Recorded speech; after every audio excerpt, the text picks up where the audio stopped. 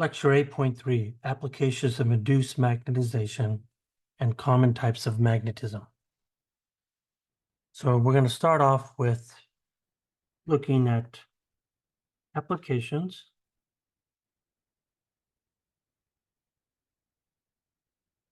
of induced magnification, magnetization.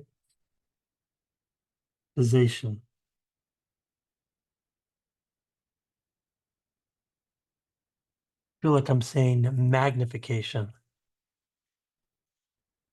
So the first thing that we should look at is that we want to talk about refrigerator magnets.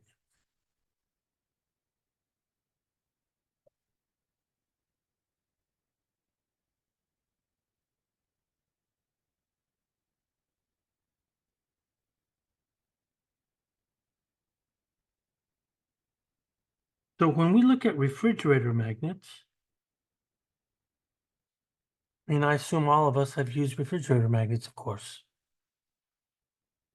So the question is that how do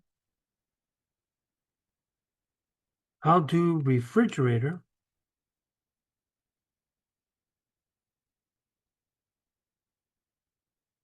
magnets work? Well, of course, we have our refrigerator. And so when you're thinking about your refrigerator, I'm thinking something that you got something like this.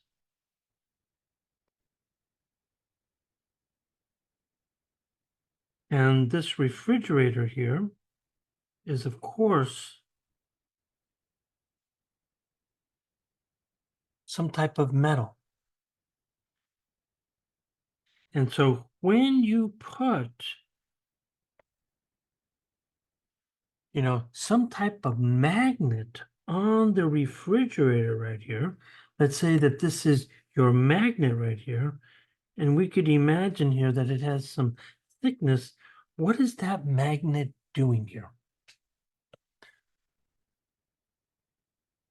What we find here is that whether the magnet is north or south pointing,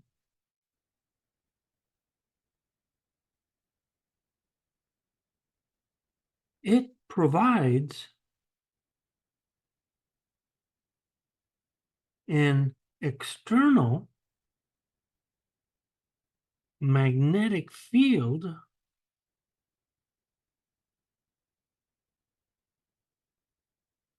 that causes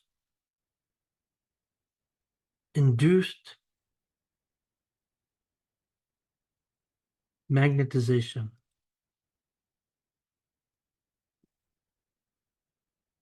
On the metal part of the refrigerator. And those domains have to be weak because as soon as you take the magnet away, that refrigerator is not magnetized. So now picture-wise, what am I seeing? I have a magnet, and let's say that this is my magnet. And this magnet is then going to have domains. There's the domains. So in this case, we're assuming that this is a red magnet right here. And what we want to do is that we're going to take this magnet and we're going to bring it to a wall. Actually, I want to bring it closer. So here's the metal part of the wall here. So when I'm looking at the metal part of the wall, what we know here is that this also has domains. And they could be, of course, they're random in shape here. So what actually happens when you have these domains? Well, right here, you're going to see here is that if, let's say that this is north pointing. So if this is north pointing, then, you know what, I don't really like the color of the magnet anymore because I'm going to use red.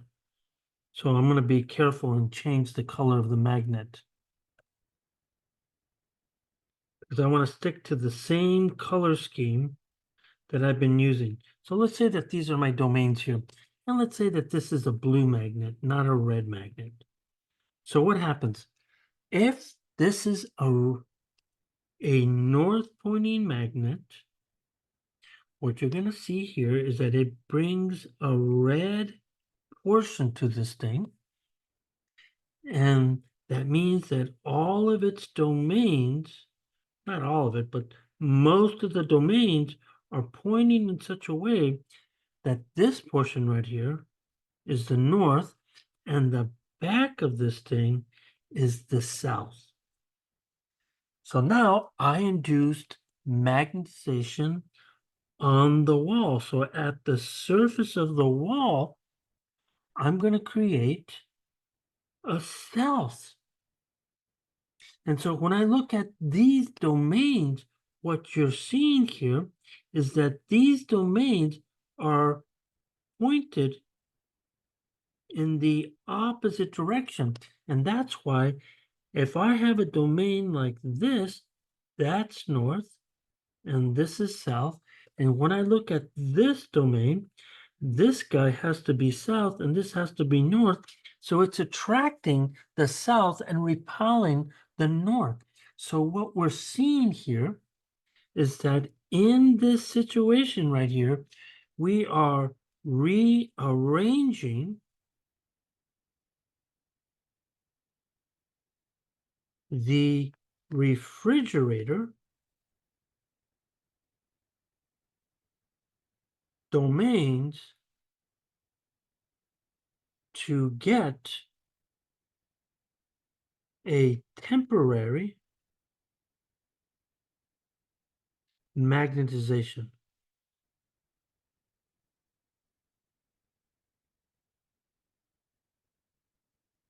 But I could flip the magnet over,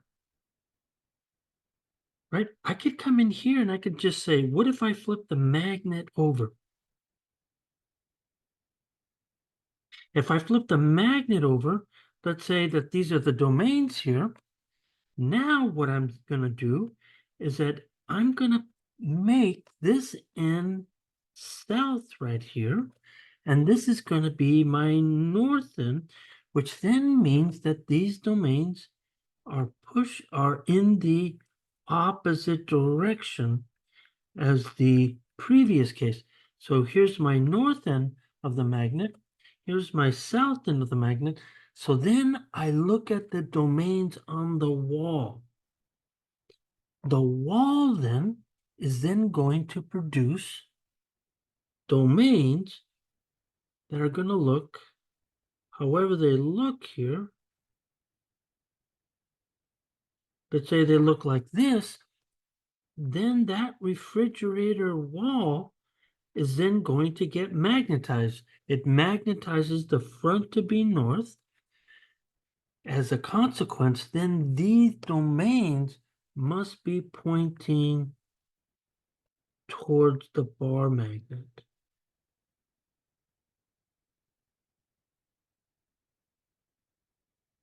And that's why we can get these guys to actually stick. It's this induced magnetization. One of the cooler applications, in my opinion, is magnets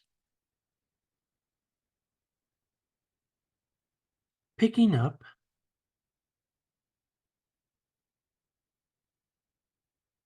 multiple paper clips. Or it could be nails, it could be washers, whatever it is. There's numerous things that we can do with that. Now, how does that happen? Well, if I have a magnet what ends up happening is that I induced magnetization. So as I induce magnetization, I take a paper clip, and let's say that this is the paper clip, and what happens here is that similar to what happens on the wall of the refrigerator, that north end magnetizes a south end, which then forces the other end of the paper clip to be north. So this is north, this is south. So now I get attraction between these two.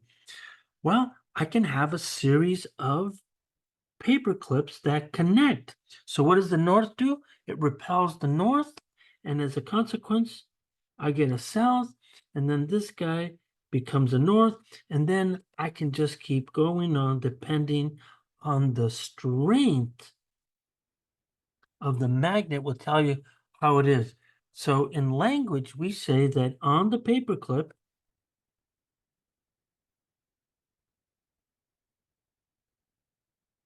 it magnetizes a south. But if no, I'm going to write south pole. And then as a consequence, we're right here, and you're seeing here is that the paper clips north pole magnetizes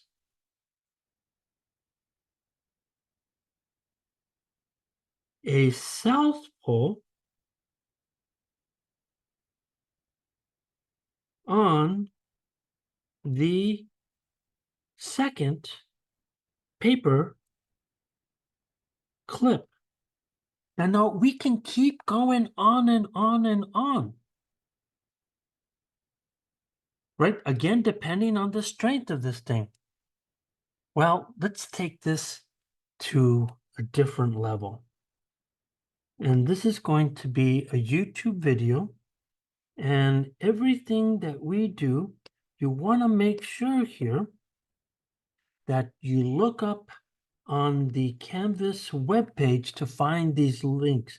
This is a junk yard electromagnet. So I'm going to be looking at a lot of videos here. So just bear with me if I'm not getting the right window when I start to share that. So here we go. So what you're seeing here is that this is a junkyard heavy electric magnet picking up scraps.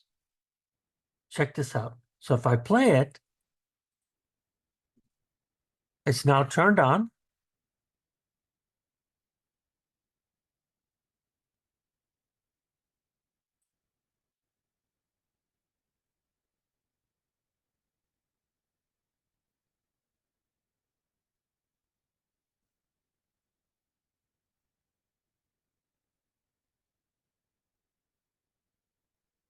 And then if he turns it off, they all come off. Paste this guy in here, you could see how it's doing the exact same thing as the paperclip. It's doing exactly this process right here. Really, really impressive. Now, let's go to another really impressive demo. And this one here is going to be a magnetic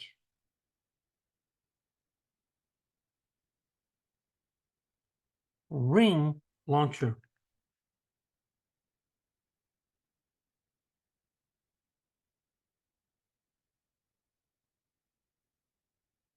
So the magnetic ring launcher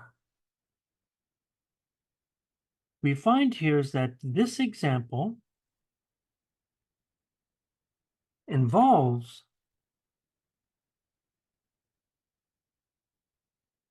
electromagnetic induction from chapter 10. I will skip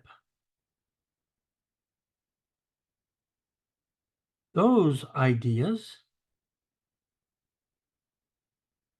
and focus on the magnetization part.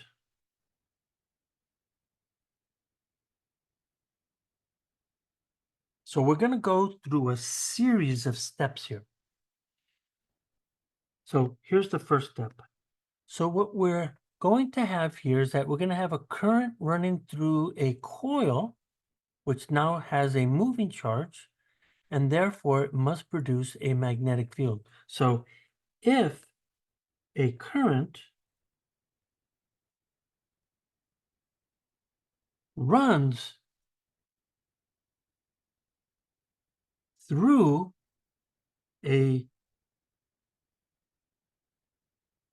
cylindrical coil, by the way, this is what we say is a solenoid. So I prefer to use the word solenoid. So if you run a current through a solenoid, a magnetic field is produced.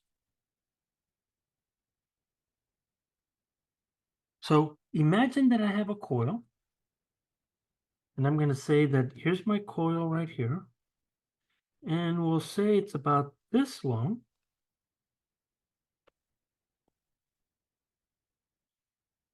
And so here's my cylinder. So now what I'm going to do here is that I know that this is going to be on a stand, and the stand typically has where it runs all of the power through this thing.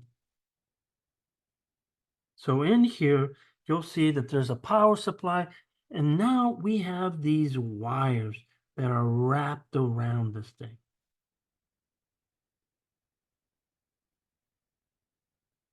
So here is what we call our solenoid, our coil. Now, when I turn on the power to this thing, you're going to see that it's going to produce a magnetic field that's pointing straight out of the cylindrical core here. And we're going to say that this is the magnetic field of the coil. Now, let's go to the next step.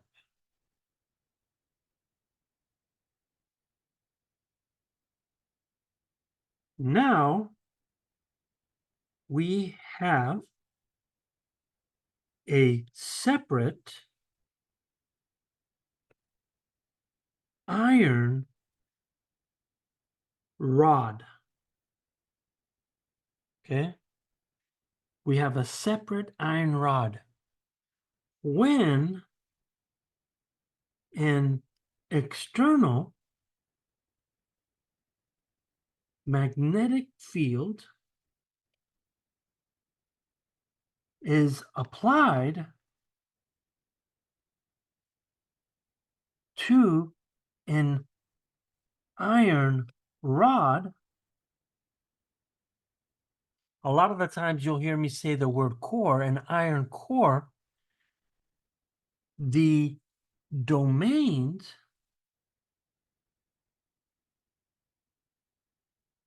will align together very strongly.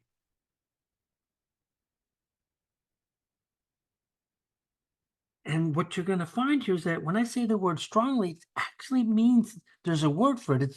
It's called the it's called the multiplier effect. And that's because all of these domains that get flipped are then adding to the effect. This induced magnetization causes a induced magnetic field that is larger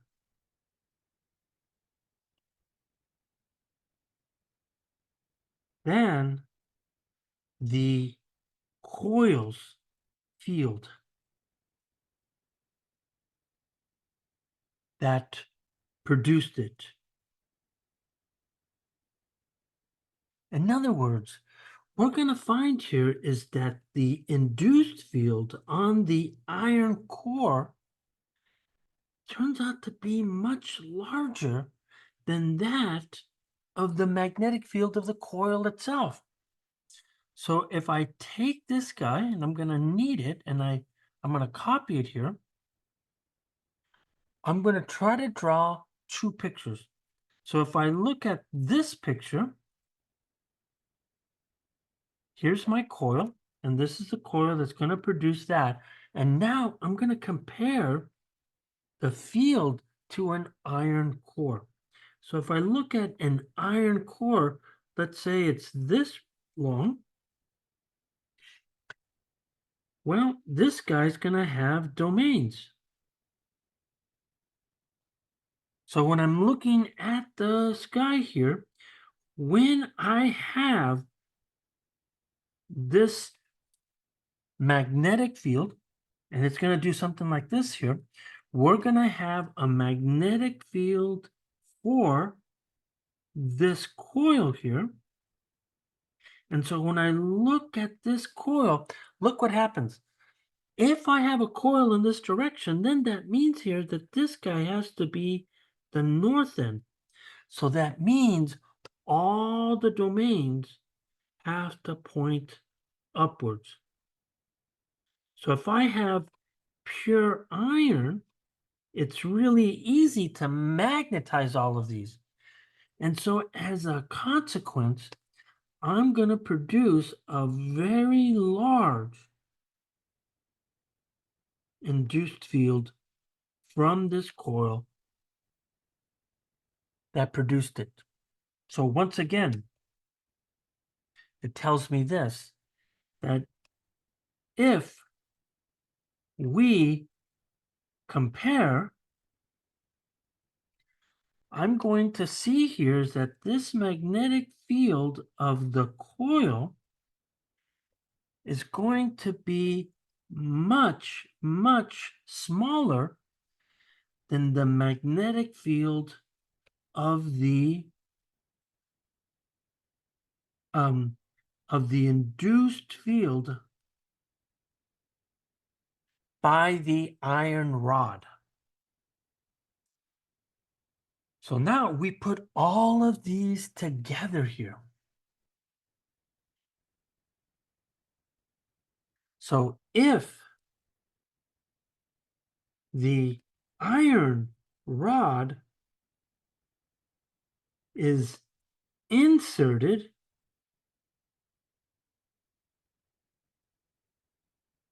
into the solenoid, the resulting magnetic field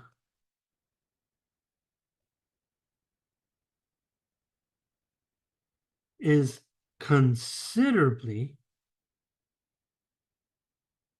larger.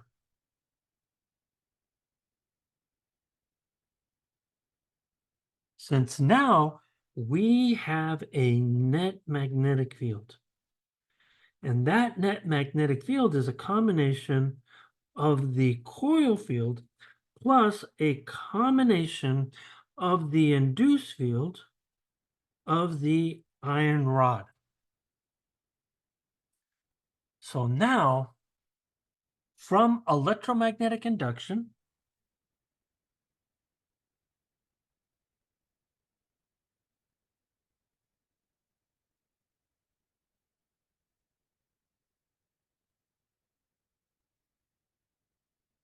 a metal ring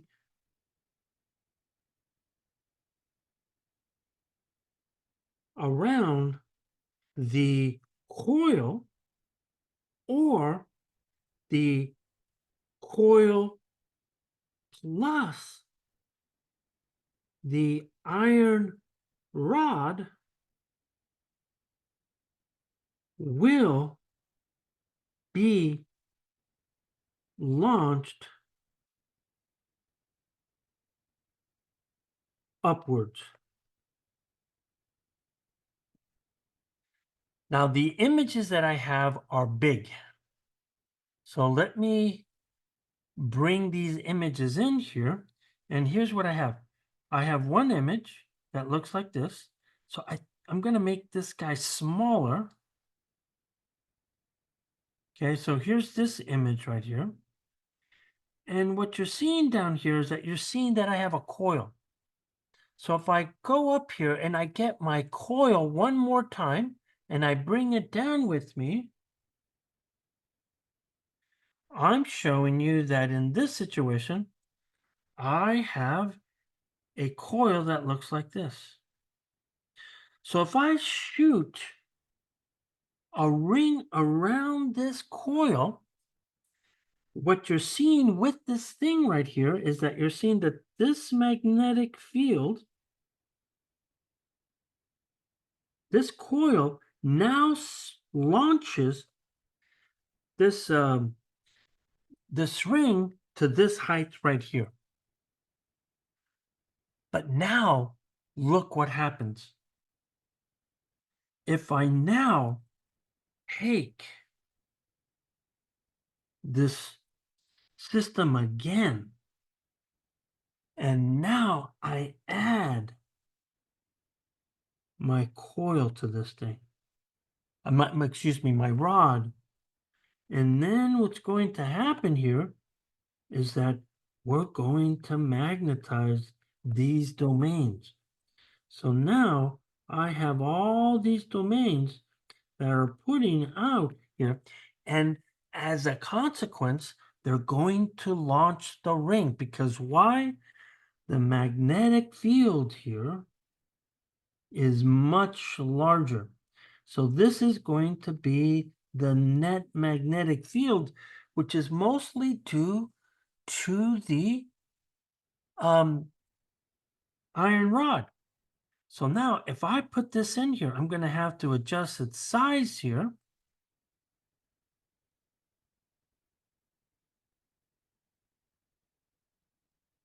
Look at the height change, right? You could see that the images are about the same size. But this one goes up, what looks like a factor of 3 or so. So what you're seeing here is that the induced field produces a much higher launch. So in other words, if I have a weaker magnetic field, then I'm going to find that the launched ring does not go very high. But if I now have a larger magnetic field, then the launch ring goes up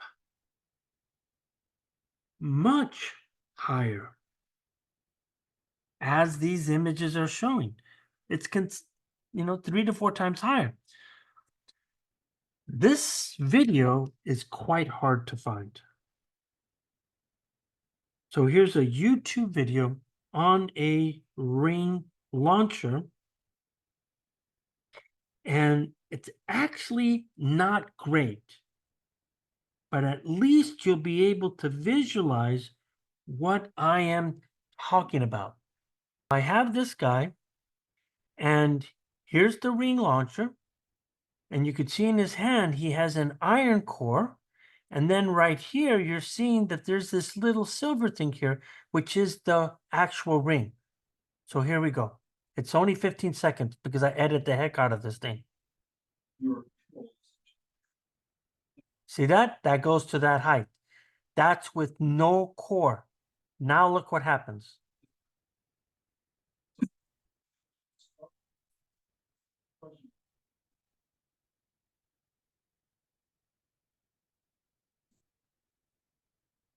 And you saw that it hit the ceiling, telling you that the field was much stronger. And that's exactly, and that was due to magnetization. So that's the only applications I'm going to look at. So now the next thing I want to look at is that I want to look at the three most common types of magnetization, or magnetism, I should say.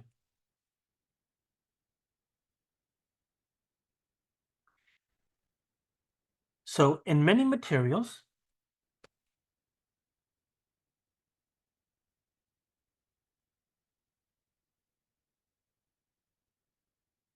atoms do not have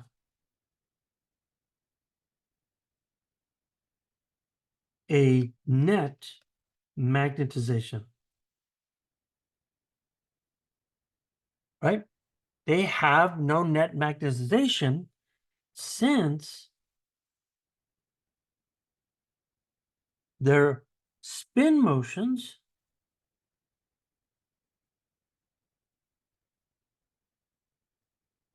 do not align. And because they don't align with each other.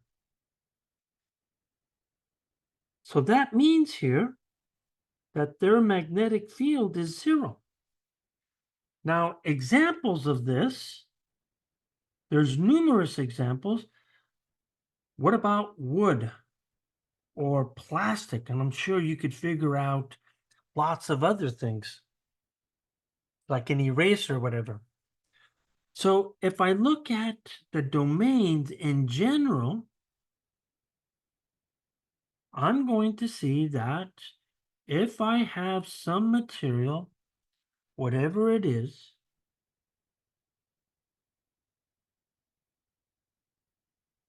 you're going to see here is that I'm going to have random domains.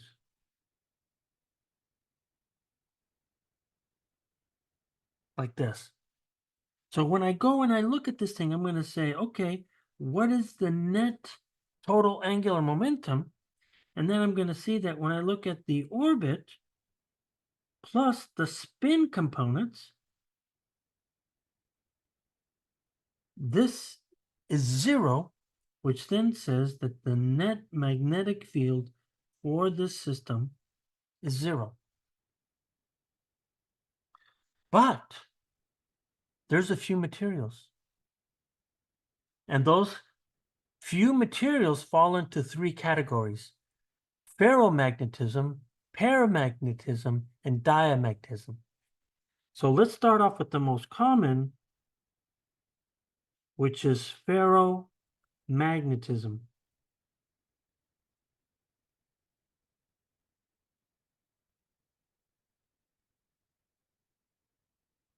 So a few materials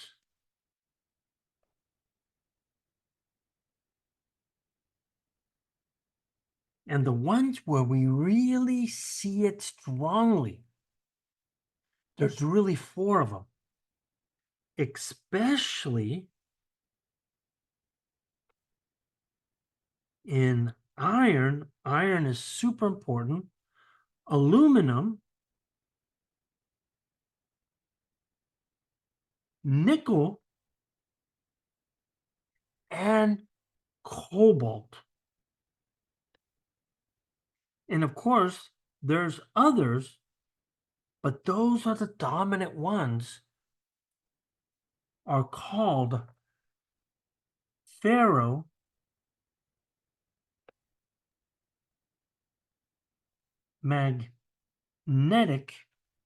materials. And a lot of times we'll say that a material is ferrous. But this ferromagnetic materials, what you find with them is that their spin motions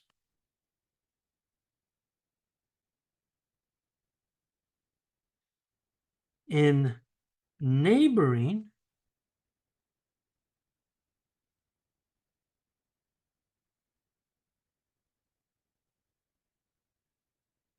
domains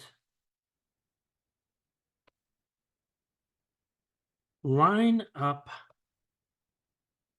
and produce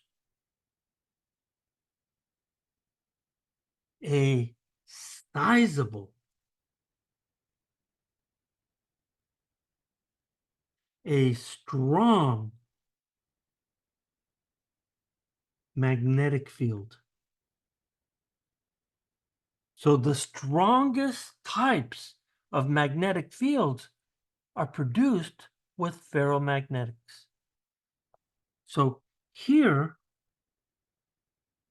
are a few key behaviors.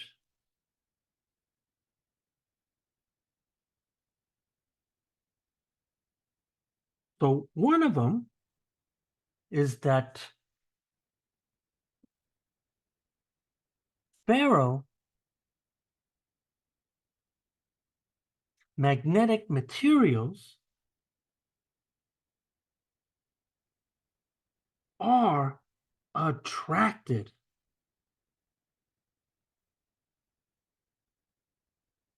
to magnets. And you're probably saying, of course they're attracted to magnets. It may seem obvious, but give me a little bit of time because that turns out to be not true. And I've already said this, of the types of magnetism,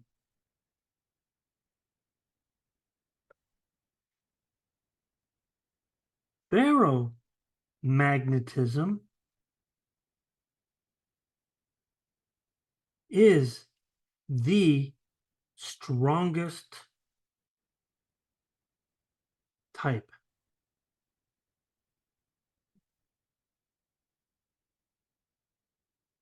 So needless to say, these are the kind of magnets that we see. These are, let me be careful here. So ferromagnets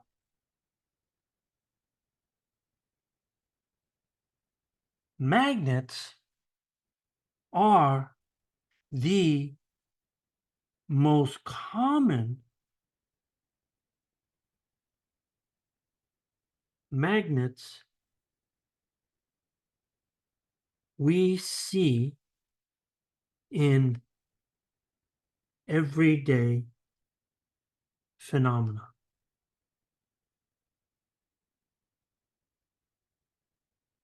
Like refrigerator magnets. Now, there are 2 other types of magnetism. There's paramagnetism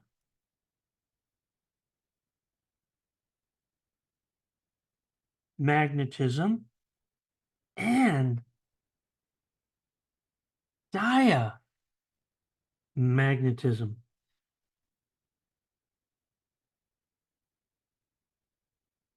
Now, I don't want to get into the details of why one is para and why is one diamagnetic versus ferromagnetic. I'm just here to just give you just some of the few details or behaviors of what happens here. So I'm going to try to highlight these here. So para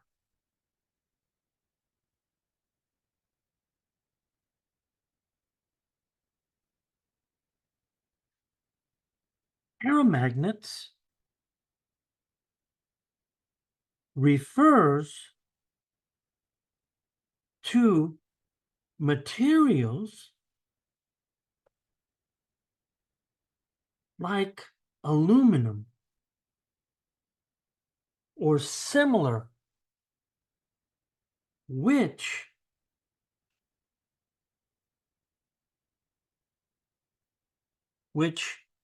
are, and here's the big difference here, they're weakly magnetized.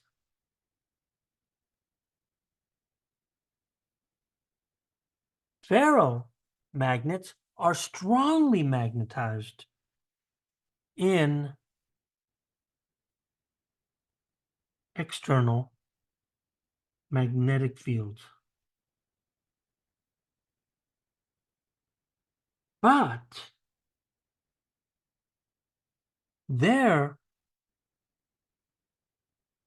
magnetization, and this is a big one, disappears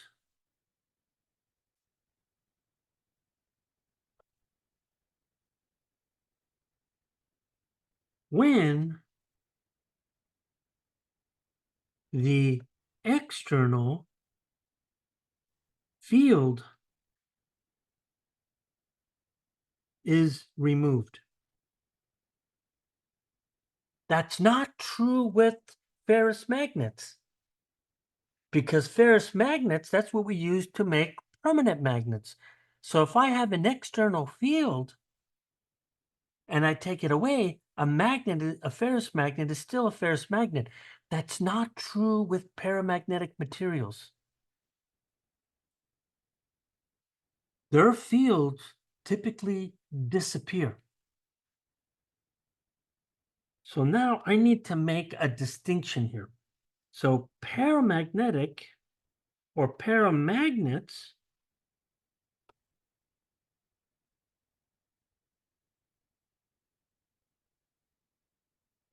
just as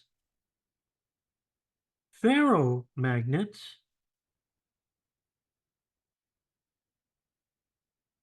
are attracted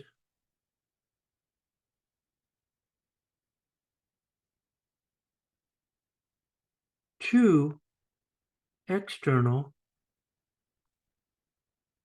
magnetic fields. So para and ferromagnetism are attracted to magnetic fields. Check this out. In contrast,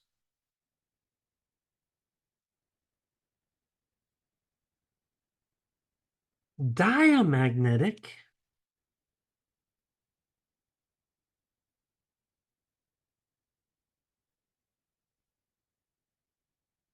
diamagnets are repelled by magnetic fields. Think about that.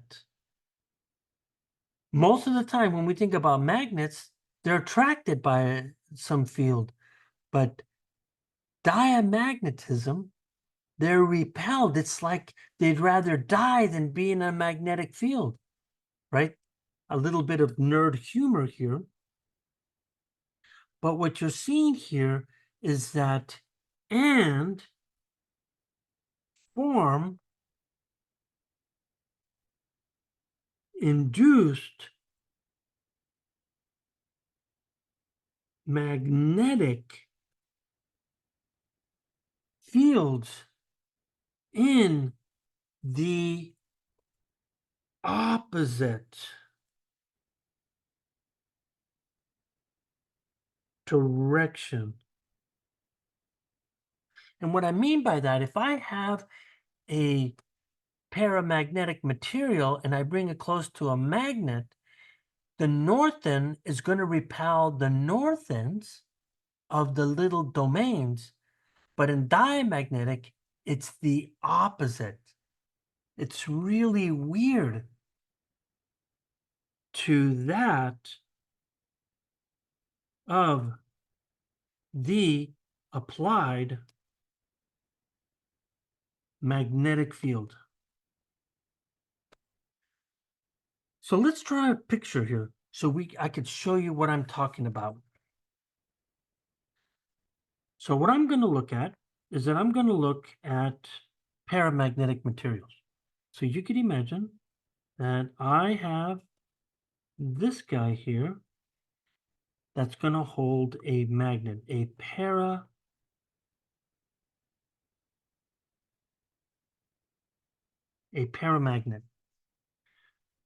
So if I bring a magnet here, and part of this is north, part of this is south, then what we're seeing here is that if I have a block of paramagnetic materials here, let's say that it's like this, what it does here, let's say that this is this color right here. When I look at its domains is exactly what you would expect in ferrous materials. What happens? It repels the north end, and it does that. So that means in this end right here, that becomes south, and here it induces a north. That's what we would expect. I have a magnetic field that's doing what? I have a magnetic field that's being applied right here. And I'm going to say that this is the external field on that paramagnetic material. And as a consequence, I am seeing an attractive force like this, right? We are getting attraction. What happens with diamagnetic materials here? So if I look at a diamagnet,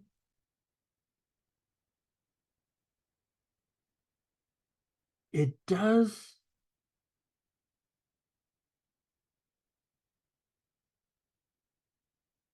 some weird shit. Because now if I bring my magnet here and I do the exact same thing as before, here's my south, here's my north,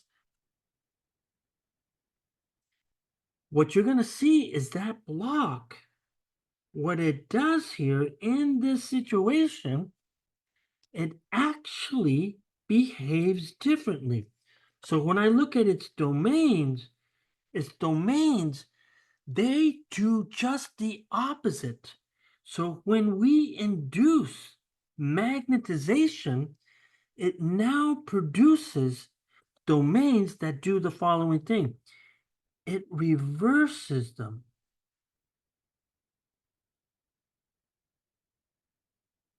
And as a consequence, it forms a north end here and a south end here.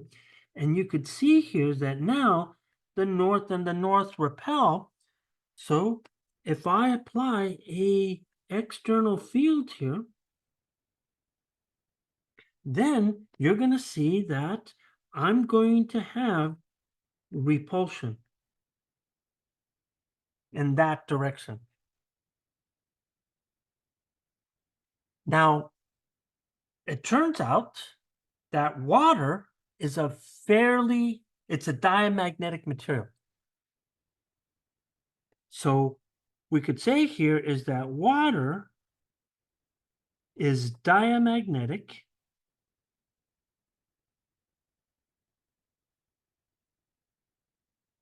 and induces a small / weak field.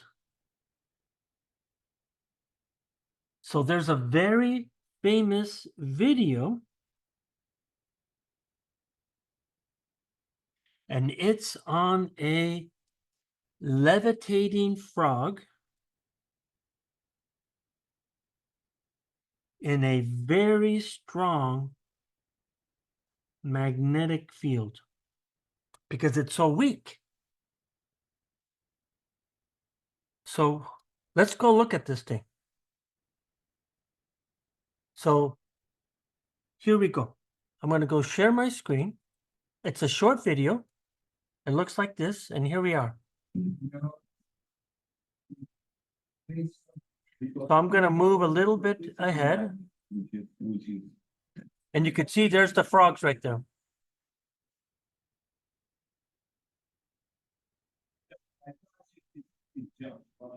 Now it's in the magnetic field.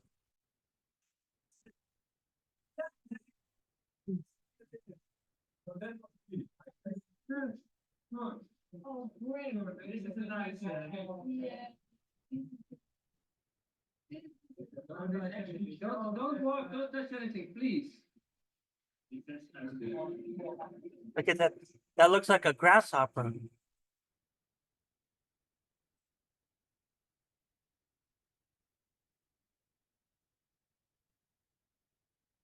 So that is pretty crazy. And so if you come in here, there's an image here of this floating frog. And that's because it's diamagnetic, and they're putting in these very, very, very strong magnetic fields in order to make the diamagnetism strong enough. There's a video that I'm not going to show. It's another YouTube video, which I strongly recommend that you go look at. The link is in the lecture canvas page, but this is about he goes through paramagnetism and diamagnetism, which is super interesting. Very well worth looking into. Now, he starts to explain the difference between at the end. So only for the first 3 minutes should you watch and not try to watch any more than that.